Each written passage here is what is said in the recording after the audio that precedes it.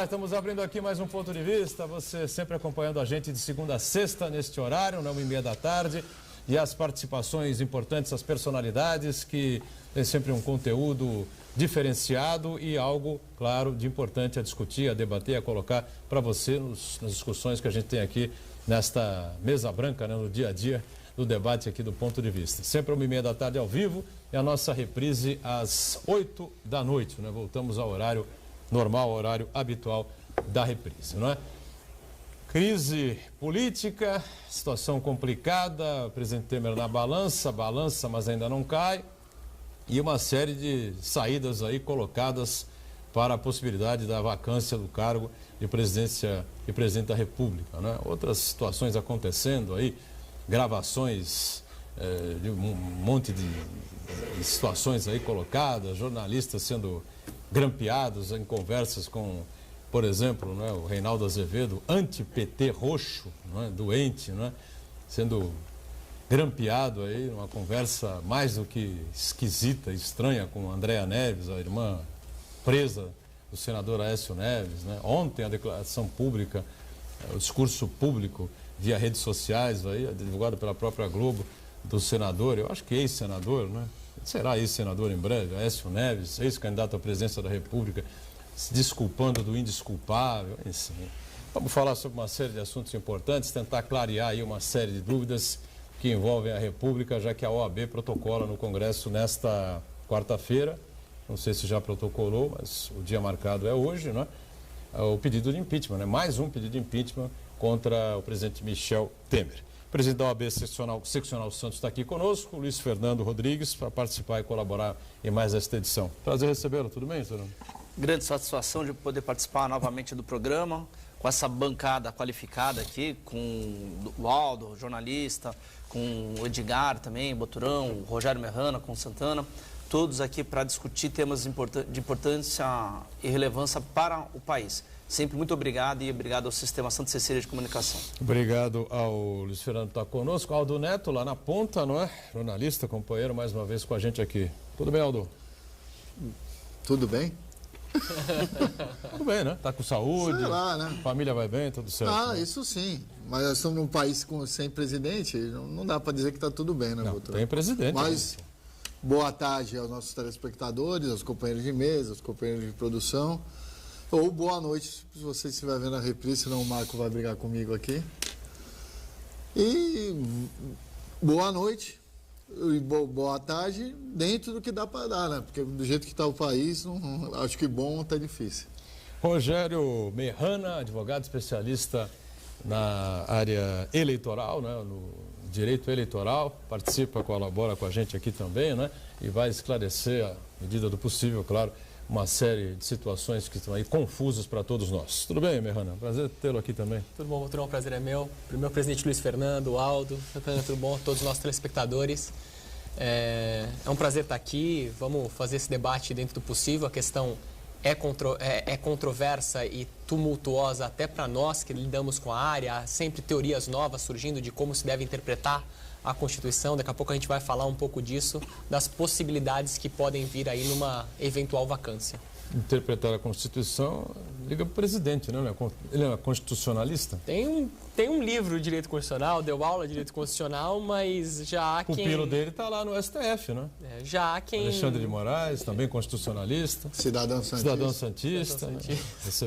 Vai receber o prêmio em breve. Bom, enfim.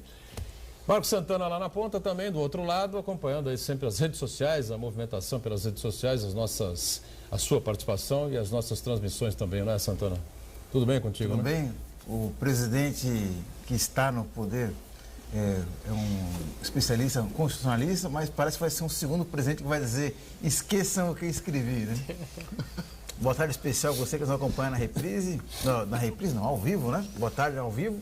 Convido você a participar do ponto de vista, mandando sua pergunta, crítica, sugestão pelo Facebook, Ponto de Vista com Edgar Boturão, ou o e-mail contato@pontodevista.tv.br. Para você que nos acompanha na reprise, aí sim, uma boa noite. Meu caro Luiz Fernando, a OAB então protocola nesta quarta-feira, é isso mesmo? É um pedido de impeachment, é mais um pedido de impeachment, mas é o da OAB sempre, claro, a gente sabe que é muito bem embasado o pedido de impeachment contra Michel Temer, né? É verdade. Parece que iam protocolar agora, já estavam no Congresso para fazer o protocolo do pedido de impeachment e não se podia esperar da OAB outra posição senão essa. Nos momentos mais cruciais da história do país, a OAB esteve do lado do povo, a OAB esteve na defesa da Constituição Federal. Ela foi fundada com esse princípio na Revolução Constitucionalista de 1932, por conta da necessidade de uma carta política, da Constituição Federal. Nós lutávamos pela Constituição Federal e isso foi o DNA da OAB. Então, nós já, durante a história, defendemos a redemocratização do país, a direta já, defendemos uma nova Constituição em 1988 e hoje, mais do que nunca, defendemos a Constituição Federal de 88. Ela é a nossa ideologia. A OAB não está preocupada em atender setor A ou setor B ideológicos que existem na sociedade. A OAB está preocupada na defesa da integridade da Constituição Federal. Fizemos o pedido de impeachment do Fernando Collor, da Dilma e agora do presidente Michel Temer por entendermos que ele agiu por crime de responsabilidade. Isto é, sabendo de um crime, sabendo da possibilidade da existência de um fato que levaria a situações que ensejariam situações criminosas, ele se omitiu, prevaricou na função pública de comunicar quem quer que seja, ou a Polícia Federal, ou a BIM, ou o Exército, quem quer que seja, sobre os fatos que estavam sendo levados ao seu conhecimento. Independentemente de gravação ou não, entendemos que ele pecou nesse sentido. E por isso que a OAB está requerendo o seu afastamento, o seu impedimento no exercício do mandato. Vai ser dado o direito de defesa, é um julgamento que vai ocorrer com as garantias constitucionais da ampla defesa, do contraditório, e será julgado pela parte política, pelo Congresso Nacional. Então, entendemos que ele perdeu a legitimidade de exercer o mandato até o final e, diante da Constituição, o caso, ao meu ver, o Rogério está aqui, é um especialista na área do direito eleitoral, a OAB está defendendo a realização de uma eleição indireta, com fundamento no artigo 81, inciso 3º da Constituição Federal, que prevê, no caso de renúncia ou de afastamento por uma decisão do Congresso e não da chapa, tem outra questão do TSE sendo discutida, mas no caso do impedimento julgado pelo Congresso, nós entendemos que há necessidade de uma eleição indireta, porque já decorreu 2 anos do mandato. É o que diz a Constituição. A OAB não vai legislar sobre o assunto. Nós vamos estar defendendo ipsis literis a Constituição, o texto constitucional. Nós acreditamos nas instituições. A OAB acredita que as instituições do país serão capazes de dar a solução para o problema que enfrentamos. Então, defendemos a legalidade do processo, defendemos o afastamento do presidente e uma eleição indireta, porque está prevista na Constituição. Não é vontade da OAB. A OAB está defendendo o que está escrito na Constituição Federal, que ela é, sim, o norte do nosso trabalho, é a nossa ideologia. Não trabalhamos para setor A, para setor B, para cor amarela, vermelha, azul ou branca. Estamos lutando pelas cores e pelo texto constitucional, Boturão. Perfeito. O Renan, já pega o gancho aqui, né? Eu queria fazer só uma complementação, porque está todo mundo acompanhando pela imprensa e quem não é da área, eventualmente pode estar com essa dúvida, essa discussão direta, ou eleição indireta ou indireta.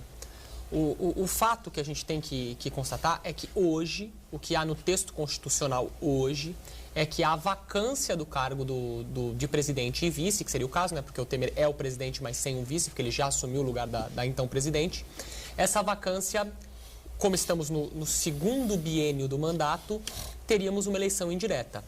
Quem defende a eleição direta hoje está defendendo uma reforma constitucional que precisaria acontecer antes da vacância para poder se falar na possibilidade de uma eleição direta no caso de vacância. É bem verdade, daqui a pouco a gente vai evoluir a discussão, vai entrar na discussão da possível cassação pelo TSE e ali eu vou dizer que talvez tenha um outro panorama. Mas, inegavelmente, hoje o que a Constituição fala é, em vacância, ou um presidente sendo impeachmentado, sendo impedido ou renunciando, nós teríamos que ter uma eleição indireta, porque é o que está na Constituição hoje. A menos que venha uma reforma constitucional, mas aí seria um cenário de político e não mais jurídico. Precisa de uma reforma política. O Luiz Fernando colocou bem, né? Eu ia até colocar a questão do independente do áudio, enfim, do áudio ser bom, ou não. O áudio tem uma série de dificuldades ali para a gente acompanhar, enfim, não é? Agora, a defesa, porque tem outro lado da questão, lógico, o presidente está no cargo e diz que é tudo mentira, que não é verdade e tal, mas ele assumiu que recebeu o Joesley em casa, não é? Agora, ele diz que não falou sobre nenhum assunto daquele tipo, nem com relação ao Eduardo Cunha, nem com relação a dinheiro para A, para B, para C, para juiz, para procurador, para coisa nenhuma, né? E a defesa seria, então, o quê? Que o áudio, o Joesley gravou um áudio num local e depois gravou alguma coisa com o Temer na casa do Temer, depois foi feita uma edição e foi gerada uma nova fita. Essa seria, me parece, a única defesa. Mas ele, na Folha de São Paulo, não foi isso que ele falou. Ele ainda usa o seguinte, o presidente Temer, na entrevista que deu à Folha de São Paulo anteontem.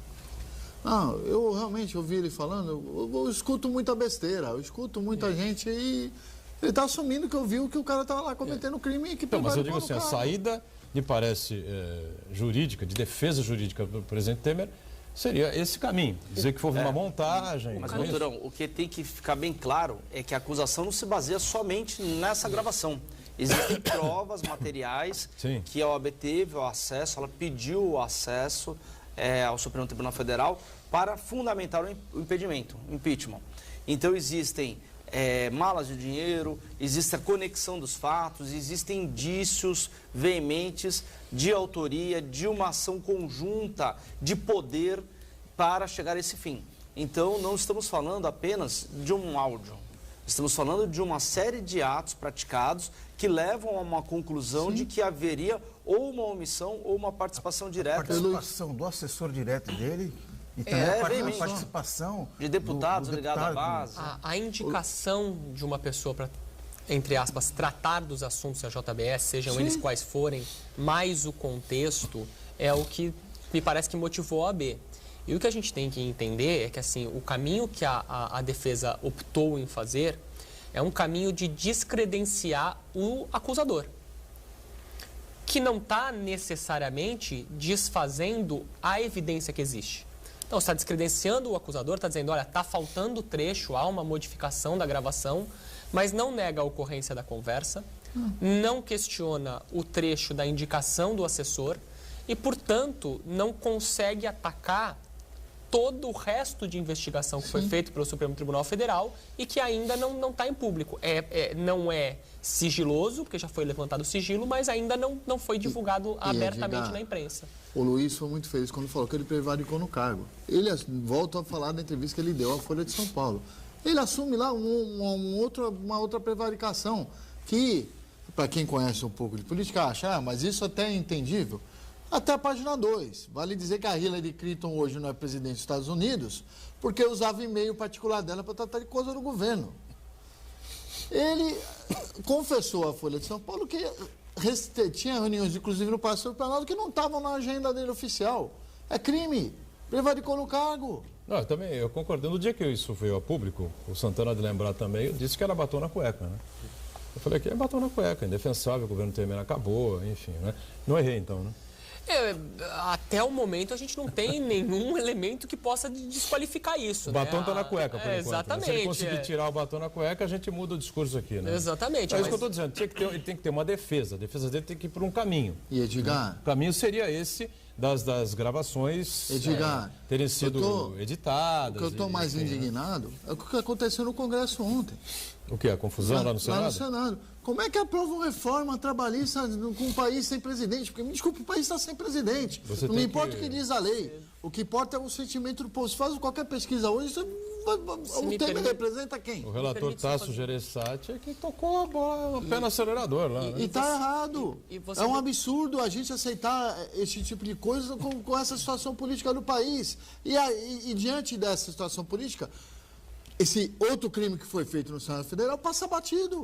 E você vê que a situação é secundário. A situação está tão grave assim da presidência claudicante do presidente Michel Temer, que mesmo essa aprovação de ontem vai ser discutida juridicamente, porque há controvérsia se o texto chegou a ser lido ou não, por conta do tumulto que foi feito. Então, quer dizer, você tem até uma aprovação que muita gente fala da importância das reformas, não é o nosso objeto de debate hoje, me perdoe se elas são necessárias ou não, mas o fato é que é uma reforma crucial no Brasil, que vem num momento crítico, e que a gente não vai ficar debatendo se ela está sendo aprovada da forma correta ou não. Ou faz bem feito ou não faz. Rogério, amanhã vai ser outra reforma que foi feita como foi a reforma política, feita antes da última eleição, que acabou reelegendo todo mundo muito mais fácil. E aí não temos nem regra. Falar em eleição, né? Depois a gente vai entrar um pouco mais nisso, não temos regra nenhuma definida para 2018 também. Vamos para 2018 até agora. Pode ser que aconteça alguma mudança, eu acho difícil da situação que nós estamos vivendo hoje. Mas vamos para 2018 com as regras de 16, né?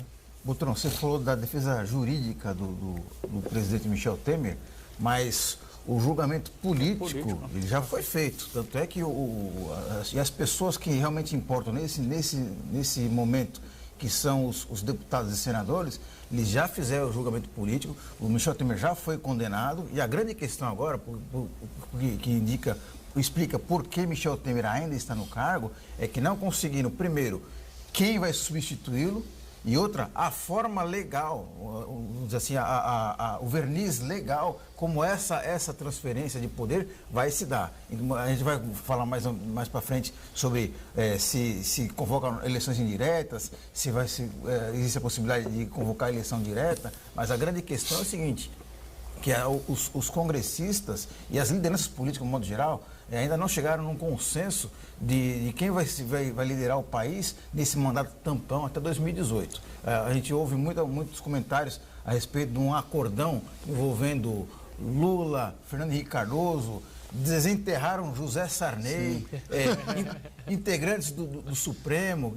Muito se comenta sobre um ex, que é ex-tudo, né? É ex-ministro da Supremo, ex-deputado federal. Ex-deputado federal, ex-ministro do Lula, ex-ministro Fernando Henrique, ex-ministro do Supremo, ex-ministro da Dilma, que é o Nelson Jobim, que seria aí o alfaiate aí para tentar costurar essa coxa de retalhos políticos para poder levar o país até 2018. Aí sim, numa eleição direta, colocar a bola no centro do campo e aí... Eu acho que só é possível com uma figura dessas você ter um mínimo de tranquilidade, aí uma pessoa que tenha trânsito de todos os lados, né? Do PMDB, do PT, do PSDB, enfim, dos grandes partidos, para poder, em primeiro lugar, ganhar com total folga, ou até com maioria absoluta, sendo candidato único, e tentar manter, vamos dizer, a área econômica vai ser mantida.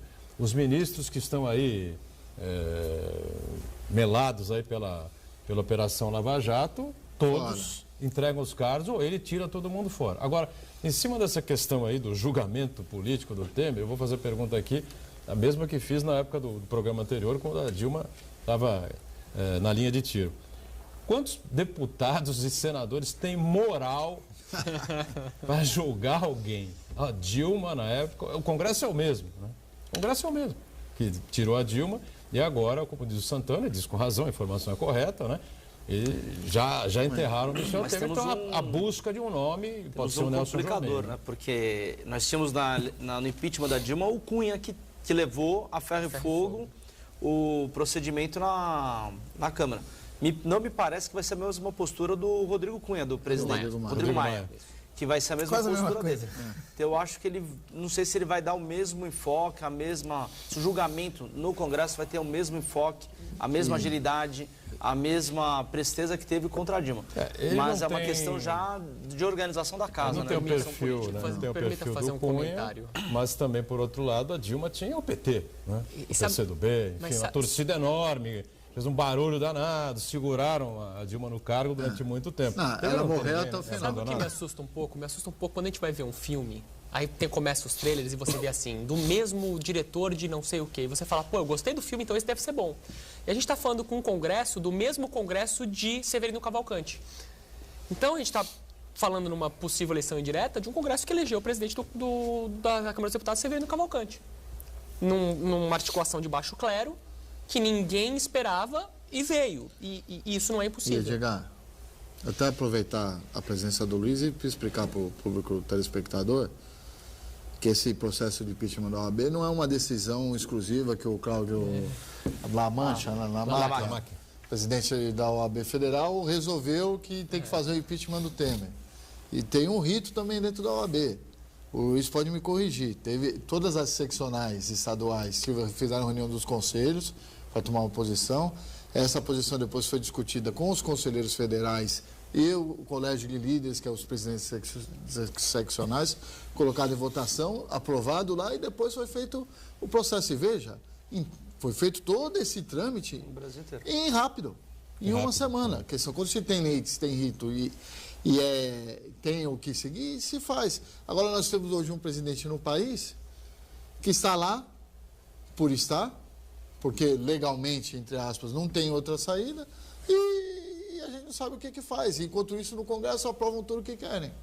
Tá certo esse país? A saída mais correta seria, evidentemente, a renúncia do presidente Michel Temer, né? Até para que se fizesse esse debate, essa reunião no Congresso rapidamente. Parece House of Cards ligar. Quantos votos teve Michel Temer? Nenhum!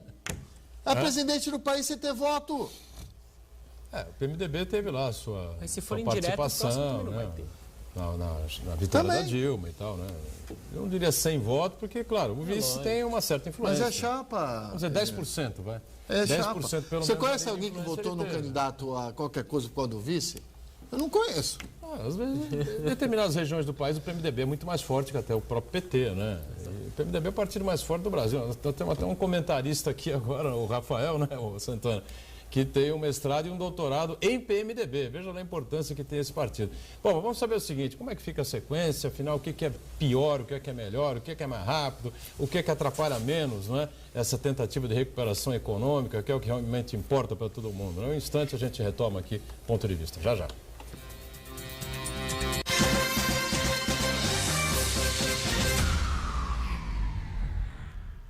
Existe um lugar em Santos onde você encontra os empreendimentos mais fascinantes da região. Um lugar amplo, aconchegante, feito para oferecer o melhor atendimento para você. Um lugar que reúne as melhores opções residenciais e comerciais nos bairros mais nobres de Santos. Um lugar que a gente nem precisava dizer, porque você já sabe. Central de Vendas Grupo Mendes, Rua Guaiaó 55, Aparecida. Venha fechar um bom negócio para abrir as portas do seu novo lugar.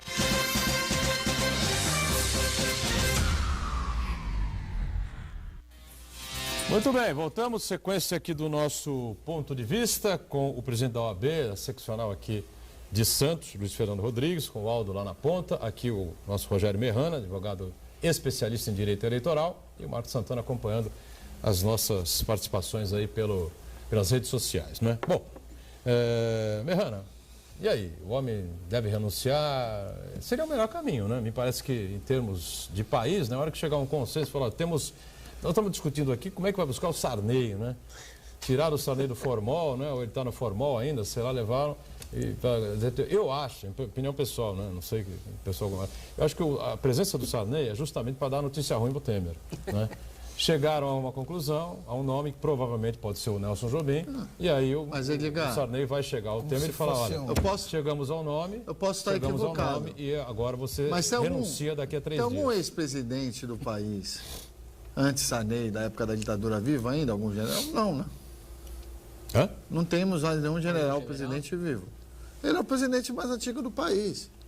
Acho até o Collor tinha que ser chamado. Não, o Collor ia chegar e dizer, bom, eu sofri impeachment, ele também tem que sofrer. É só isso que ele fala. Eu vou na tese do Buturão. O Sarney é uma espécie de oficial de justiça que vai comunicação de despejo. Então, comunicação de despejo. Ou por bem ou por mal. Se for o Jobim, eu acho que o Sarney não vai ter nada contra. Eu acho que a gente podia, oposição, enfim, né? Acho que é importante, assim, para a gente poder analisar o paradigma, a gente entender quais são as opções. Hoje nós estamos falando de um presidente legalmente presidente da República. Se há legitimidade, se há apoio popular, se há governabilidade, realmente é complexo. Mas, juridicamente, ele é o presidente da República e atua como tal. O que pode acontecer para o presidente Michel Temer deixar de ser presidente?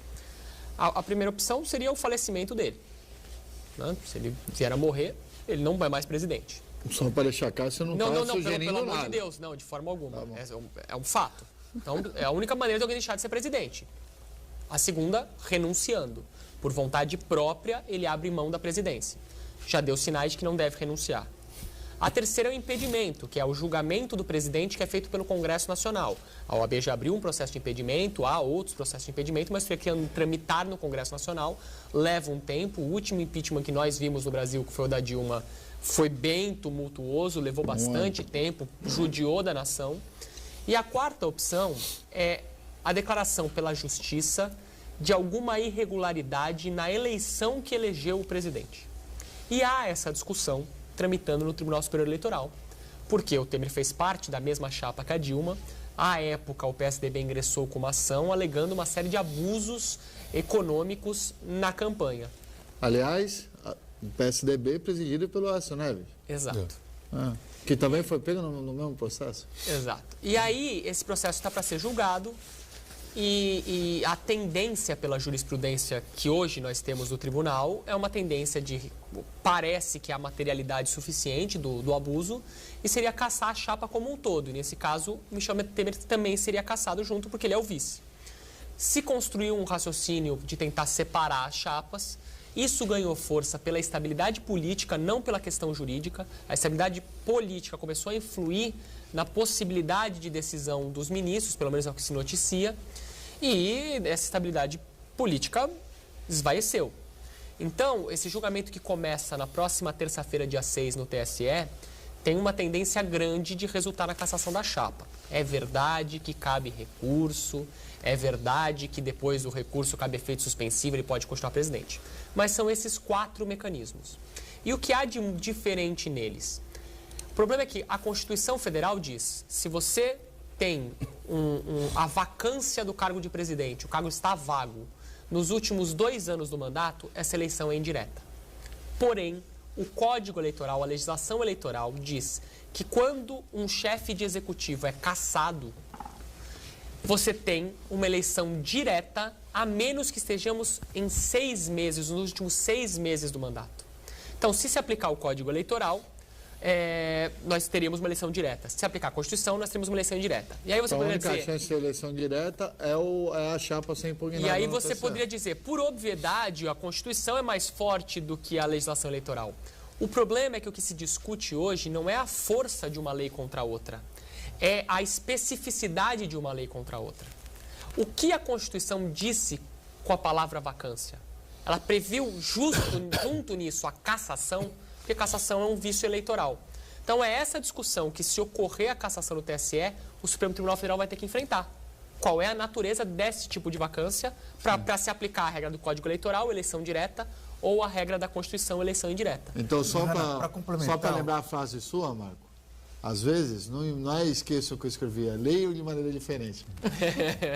Mas, Renato, só para reforçar o que você está falando, eu vi um artigo de um jurista, que eu não vou lembrar o nome agora, que ele sustenta essa tese aí, de que no caso da cassação da chapa Dilma e Temer, se estabelece a anulação da eleição. E aí se convocaria novas eleições, mesmo que independente do tempo que falte para terminar o mandato.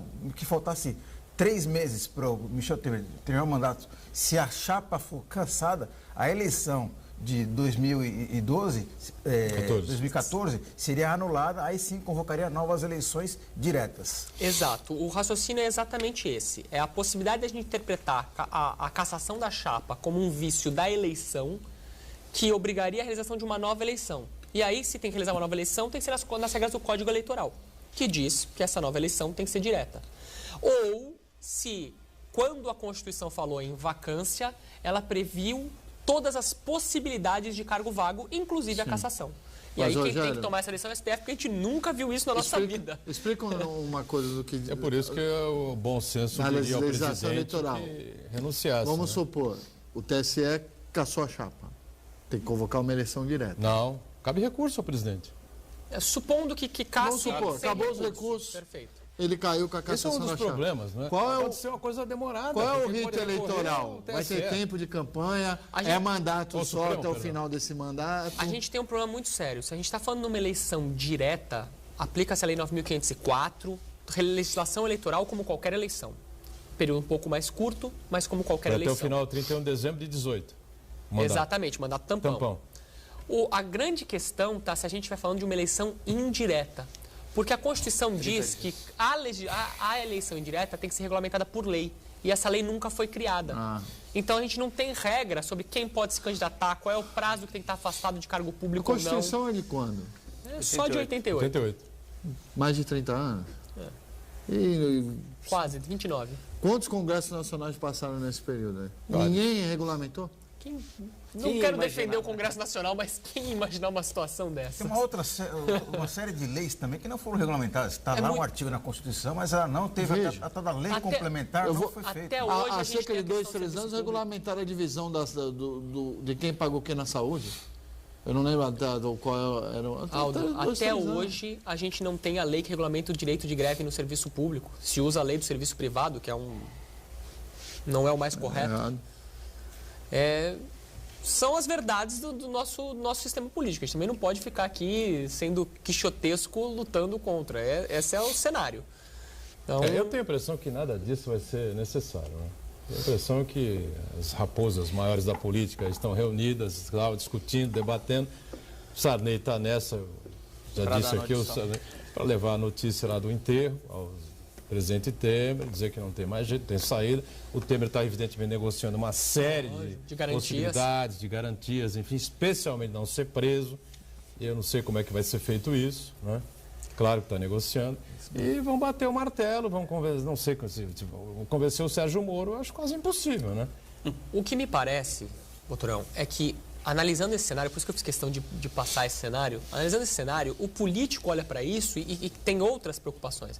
Também, como é que a gente governa o país, como é que a gente vai escolher, que aí foge da seara jurídica. Como é que vai manter o poder? Exato. E aí me parece que neste cenário político, essas forças vão começar a agir nesse sentido que você está dizendo, porque é um cenário menos tumultuoso, um cenário mais previsível, né? E isso facilita a vida de quem vai lidar com a previsibilidade, às vezes é bom. Se chegarem a um consenso, me parece que estão chegando, né? O nome mais provável é mesmo o Nelson Jobim. E aí o Sarney vai levar a notícia e dizer, olha, você precisa de 3 dias, 4 dias, quanto é que você precisa? Nós vamos votar lá no Congresso, está marcado lá, fechamos com o Rodrigo Maia e com o Eunício Oliveira, com Câmara e Senado, pro dia tal. Você tem que renunciar 3 dias antes, 2 dias antes, como é que fica isso aí? Bom, já acertou com isso, já acertou com aquilo. Eu só acho difícil ele acertar com a Lava Jato, viu? Sinceramente... Mas se ele fizer uma delação premiada, né? Quem ele vai delatar? A Marcela? A Marcela. Edgar, tem que se pesar o seguinte. Essa delação da JBS também foi a única que eu vi que o delator saiu do país e está tudo bem. Ainda ganhou dinheiro. Esse é um tema... Então não é assim que é tudo inegociável lá. Não, mas ele não negociou com o Moro, não negociou com os procuradores, negociou direto com o Janot, né? É diferente um pouco a história. Aí eu te pergunto o seguinte, o Moro faz alguma coisa sem autorização do Janot? É isso que a gente precisa entender. A Lava Jato são duas.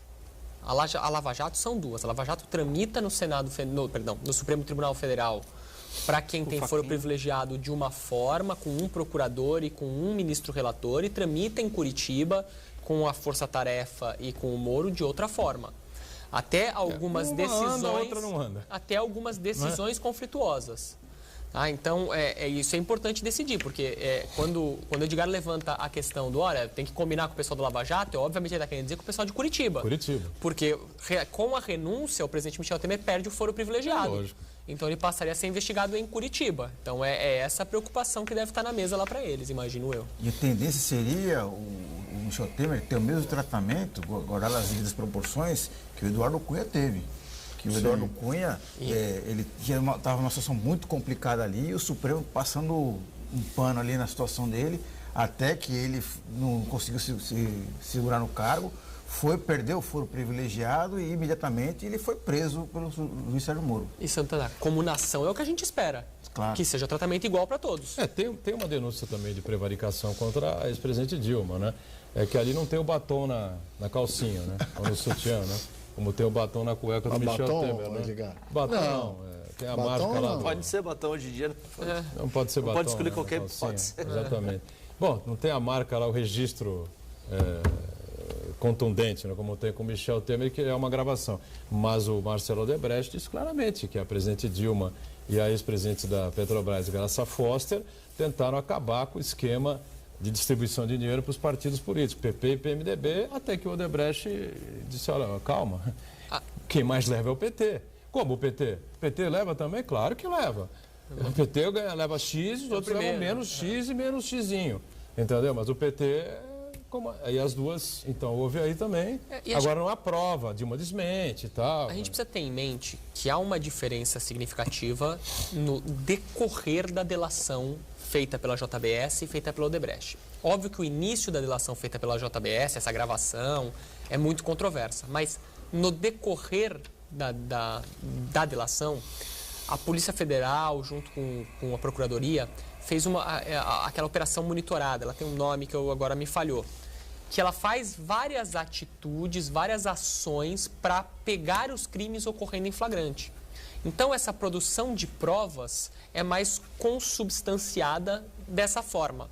Ao passo que nas delações feitas pela Odebrecht, a gente tem a narração dos delatores de fatos passados, não de fatos que estão acontecendo ou que virão a acontecer, fatos passados, e eles estão apresentando os documentos que eles têm para justificar o que eles estão contando, porque só contar não vale. Contar, eles são parte, eles não têm mais interesse em falar mesmo, eles têm que provar isso.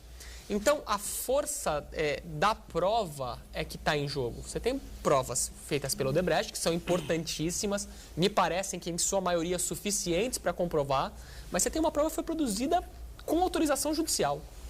Então, ações coordenadas. Ações coordenadas, muito obrigado. Eu até acho que dentro daquilo que o Boturão estava perquirindo, tentando descobrir qual seria a defesa do presidente Michel Temer, pelo que eu tenho analisado aí vendo os jornais, os debates aí na televisão, na rádio, o que eu percebo que a única cartada que eles têm é mudar o foco. Mudar o foco como? Vamos fazer as reformas que o povo precisa, que os empresários querem, que é a reforma trabalhista, que é a reforma da Previdência. A única fórmula de defesa que ele tem, que pode passar um pano na situação, pode servir como cortina de fumaça, é a economia, que já começa a dar sinais de recuperação e a promessa de um futuro promissor com a reforma trabalhista para um determinado segmento da sociedade e também com a reforma da Previdência. E ambas, a OAB lutava contra, porque entendia que, para isso, tinha que haver um prévio debate amplo e geral no país inteiro sobre os temas e eleger deputados que defendiam posição A ou B. Então, nós não estávamos não analisando o mérito, mas éramos contra o assodamento, a pressa do processo. A CLT tem 76 anos, ela estava sendo discutida e reformulada em duas sessões. O Código Civil brasileiro demorou 25 anos para ser elaborado, o Código de Processo Civil 10 anos, o Código de Processo Penal está 15 anos sendo discutido e não veio a lei. E a reforma trabalhista está sendo feita a toque de caixa em 2 reuniões. Não estou analisando o mérito das reformas.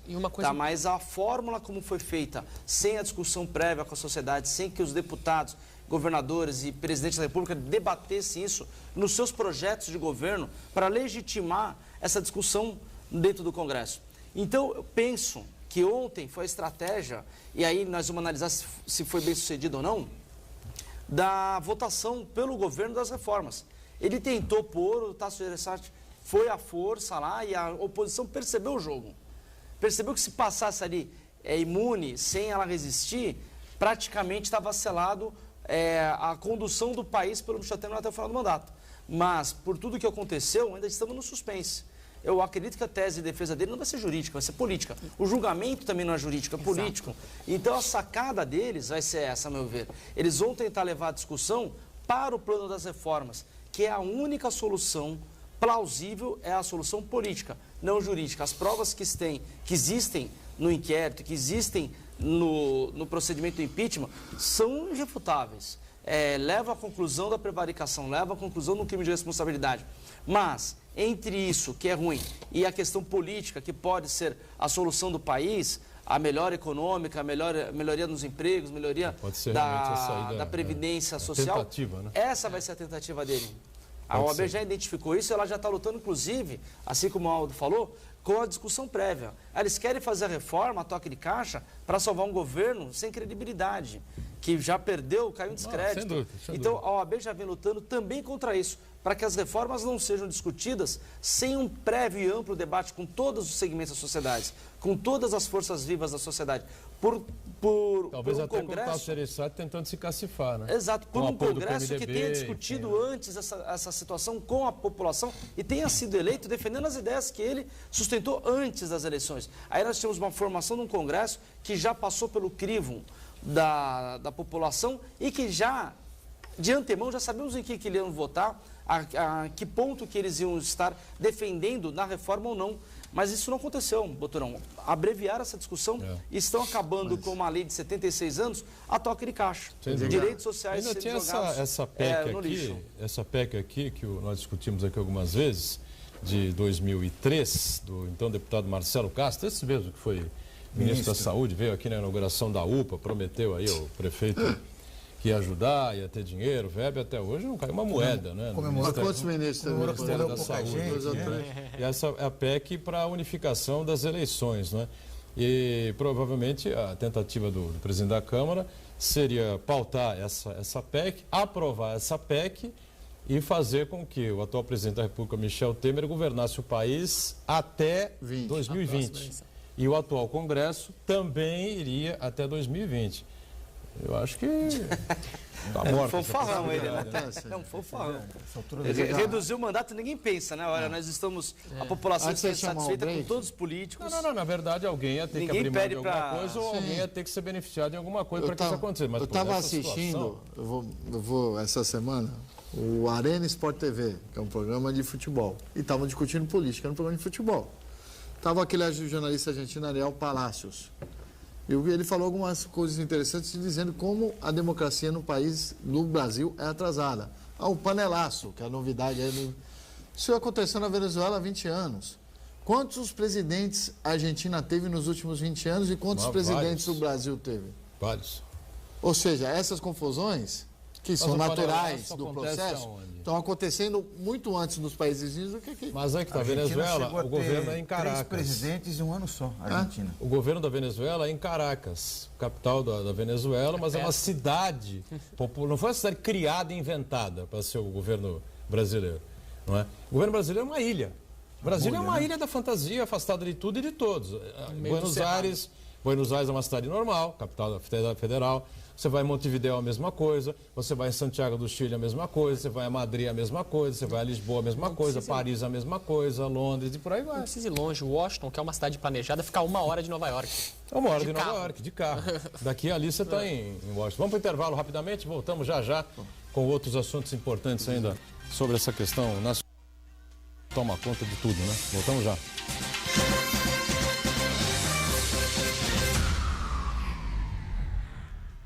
Existe um lugar em Santos onde você encontra os empreendimentos mais fascinantes da região. Um lugar amplo, aconchegante, feito para oferecer o melhor atendimento para você. Um lugar que reúne as melhores opções residenciais e comerciais nos bairros mais nobres de Santos. Um lugar que a gente nem precisava dizer, porque você já sabe. Central de Vendas Grupo Mendes, Rua Guaiaó 55, Aparecida. Venha fechar um bom negócio para abrir as portas do seu novo lugar.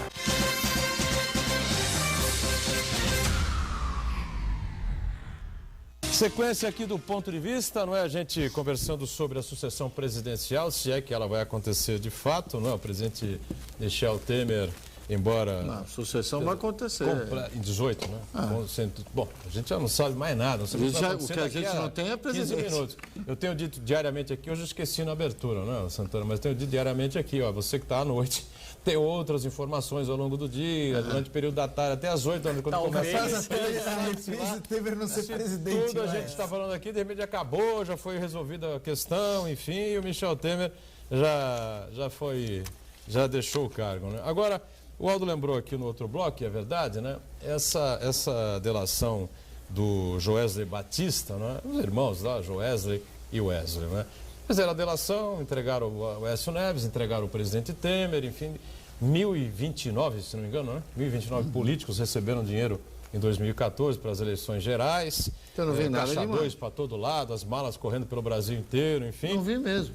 Nada demais ter a JBS financiar a campanha política. E, Não, mas era por propina, dentro tudo bem, por declarado tudo bem, mas por fora, né? Caixa 2.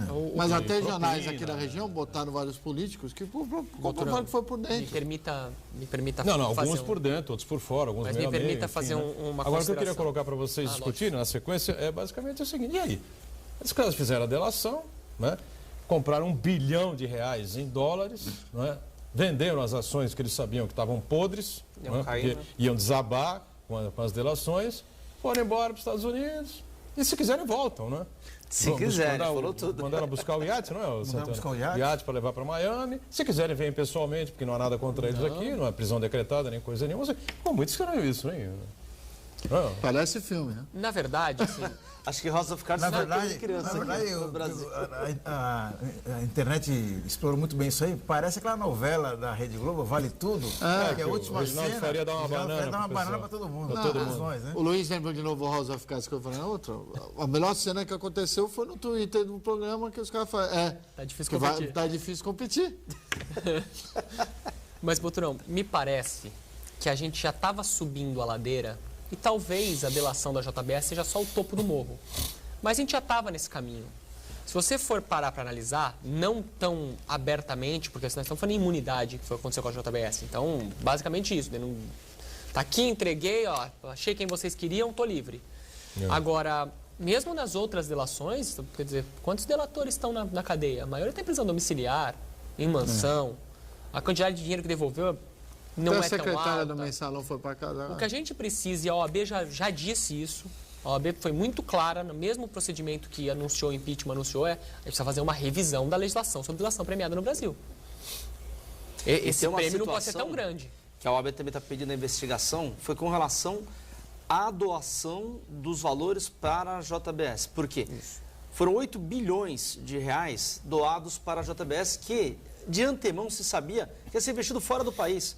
O Banco Nacional de Desenvolvimento não é para desenvolver o emprego no Brasil, não é para desenvolver a nação brasileira, criar impostos, criar postos de trabalho, trazer riquezas para o país. Ou deveria ser. Né? Ou deveria ser. Agora se descobre que em 12 anos, 15 anos, o dinheiro brasileiro do BNDES está indo para hidrelétricas em Angola, para aeroportos em Moçambique, para frigoríficos nos Estados Unidos. Porto em Cuba. Porto em Cuba, enfim. Miami também, hein? A Em Odebrecht Miami, usava na importante Argentina, no o Porto metrô de está sendo Miami. financiado com dinheiro do BNDES. Será que não temos obras para financiar no Brasil? Tem, pô. Que E o empresas nosso VLT estrangeiras pro querem Litoral fazer? Sul? Podia a JBS É ajudar um isso. absurdo. Eu acredito que tem que haver também uma severa punição para quem tinha o poder de indeferir esses projetos e a toque de caixa deferiu, autorizou. E depois de alguns meses o cara vai e é do comitê de análise de risco da JBS, é da Friboi. Ele sai do BNDES para ser contratado para trabalhar para essa empresa privada. Saiu no Fantástico, o nome do cidadão não me lembro. Então, ocorreram diversos crimes em série e com valores inimagináveis. Não dá para calcular crime crimes financeiro, milhões. né? Crimes crime contra o financeiros. sistema financeiro. E, Né? e acredito que o pior ainda vai estar por vir, porque o sistema financeiro brasileiro, ele é podre. Decisões que ocorreram recentemente, Luiz, totalmente fora da linha de uma antes disso curva, tudo que acontecer, vai aparecer coisa muito diferente ainda. Nós estamos falando algo muito mais grave, mas veja, esse pessoal aí Fala de da carne delação do Palocci. Né? envenenou o país inteiro, vendendo carne misturada ou não foi? Já se esquecemos disso, ninguém mais fala disso. É o mesmo grupo. E a gente continuou comendo a carne. Isso Eu acho que isso foi essa divulgação pela Polícia Federal, aí foi, eu ia usar uma expressão chula aqui, mas evidentemente que o horário não permite que eu faça isso, né? Mas foi a pontinha, né, que eles puseram, né? Colocaram a pontinha e olha, preparem-se, que vem chumbo pesado aí. E eu acho que, veja, a delação, segundo o Rodrigo Janot, era a única saída para evitar que a roubalheira continuasse do tamanho que estava no Brasil, enfim. pode ser que seja. Não sei, pode ser que seja. Pode Agora, ser que seja. muito mais delatados vão aparecer O pela problema é JBS. essa lei que autoriza isso. A gente tem que rever a legislação, que a lei autoriza isso, está lá, autoriza. Talvez uma interpretação um pouco mais aberta do Janot, no caso da imunidade, mas há uma questão quanto à imunidade só ser aplicável à primeira delação. E se é uma operação que está em caminho, essa não seria a primeira delação. Então, há uma interpretação do que é primeira delação. É a primeira delação do delator ou é a primeira delação da investigação? Então, talvez uma interpretação aberta, mas inegavelmente baseada na lei. Então, o que a gente tem que discutir, e para ontem, é como é que é essa legislação de delação? Uma coisa é você facilitar, incentivar a pessoa a contar os crimes que cometeu para que a gente possa fiscalizar. Outra coisa é você simplesmente inocentar a pessoa que está confirmando que fez um crime. Pois é realmente incompreensível essa decisão. Aliás, defendida ontem a ferro e fogo pelo Rodrigo Janot. E, Edgar, queria lembrar a todos as últimas polêmicas nacionais que a gente teve, né? Em 2013, o povo foi para a rua. Eu aqui na TV com você mesmo, falava que era micareta, os caras queriam me bater, porque ninguém queria mudar nada. Bastou o presidente do Senado ameaçar fazer duas coisas na época, o presidente da República prometer chamar uma Assembleia Constituinte, acabou a rua. Congelou o Vale Transporte lá em São Paulo, aqui e acolá. Acabou a rua. O povo acabou a brincadeira, acabou a festa de rua micareta. A gente permite... porque é uma coisa cultural, que aí que tem que se trabalhar em cultura e educação no país e pouco se fala, a gente permite essas coisas acontecer porque é natural do brasileiro. Natural do brasileiro. Ninguém faz a sua própria revisão. Se é honesto no imposto de renda, se não passa o sinal vermelho, se joga o lixo no lixo, se não incentiva as crianças a fumarem. Ninguém faz essa revisão. É mais fácil culpar o político. Só que o político é reflexo da sociedade. A nossa sociedade é falha. No nascedor é falha. Ou a gente muda o nascedor da sociedade, ou nós vamos ficar repetindo processos de impeachment de 20 e 20 anos. E tem uma coisa, já que a gente está no assunto do político, a gente precisa dizer uma coisa que é importante. Eu ia dizer isso outra hora, não é querendo defender ninguém, mas a gente precisa ter a noção da realidade. Até 2015, a legislação permitia que empresas doassem dinheiro para campanhas. Sim. E hoje, em 2015, sua regra foi modificada, mas hoje... você tem os delatores dizendo que todo o dinheiro que doaram para a campanha legalmente, na verdade, era uma propina. Isso fica complicado. Quer dizer, podia doar, doou, está dentro da lei, está tudo certo, mas então era propina? Olha, veja como estamos atrasados. Em que ano foi o Watergate nos Estados Unidos?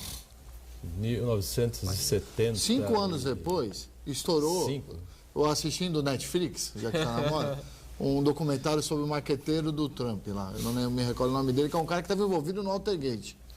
E na sequência ele estava envolvido no primeiro escritório de lobby político da história dos Estados Unidos.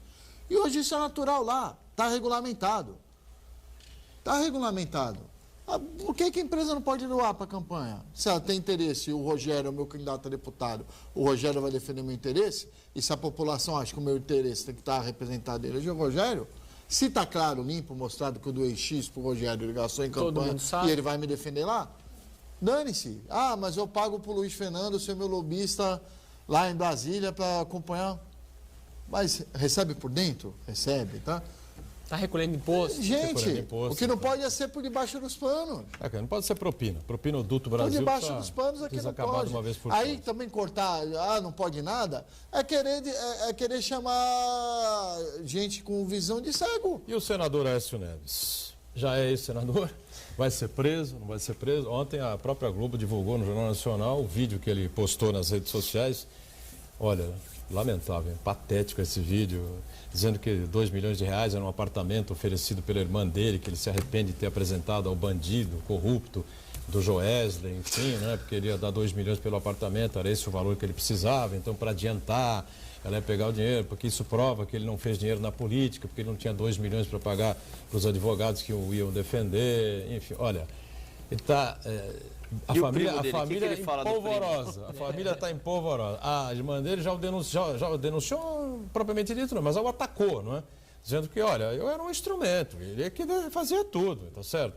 E o primo não falou nada, mas o pai do primo, o pai do Fred, né, veio a público dizer que o Aécio Neves, além de mentiroso, de não respeitar o primo, que o tinha como um amigo, ainda tem um déficit intelectual, né, e moral, né, déficit moral e intelectual, coisa que ele postou nas redes sociais, né, para pleitear o cargo que ele disputou em 2014. Embora, né, em 2014, evidentemente, que o pai do Fred, que hoje diz isso tudo, ele apoiou o Aécio, estava junto também e tal, né? Claro, a briga familiar, porque o seu filho está envolvido numa situação dessa, como senador da República, enfim, vai o seu filho preso, o senador ainda não?